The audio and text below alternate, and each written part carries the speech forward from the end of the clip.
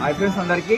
సంగారెడ్డి తెలంగాణలోని సంగారెడ్డి జిల్లా సదాశివపేట మండలం కొల్పూరు గ్రామంలో వినాయకుని మహోత్సవాలు అయితే జరుగుతున్నాయి. ఈ రోజు అయితే పందిరేసి ఈ రోజు సాయంత్రం కొల్పూరు గ్రామంలో ఊరేగింపు అనేది జరుగుతుంది.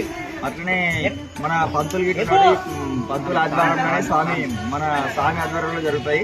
ఇలా ఏమేమి కార్యక్రమం జరుగుతున్న స్వామి ఇక్కడ గణపతి ప్రతిష్ట, భవన మాత,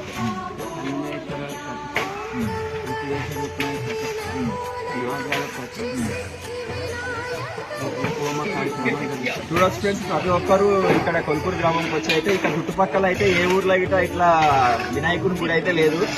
మన సదాశివపేట మండలం కొల్పూరు గ్రామంలో వినాయకుని గుడి అయితే కట్టింది కాబట్టి ప్రతి ఒక్కరు ఇక్కడికి వచ్చి 3 రోజుల కార్యక్రమం ఉంటుంది. అదేవిధంగా నవగ్రహాలు కొత్తగా కూర్చొని పెడుతున్నారు. అమ్మవారి విగ్రహం, మళ్ళీ సంగమేశ్వర స్వామి, విఠలయ్య స్వామి, మళ్ళీ భవానీ మాత, వినాయకుని ఉన్నది కాబట్టి ప్రోగ్రామ్ అనేది 3 రోజులు జరుగుతుంది.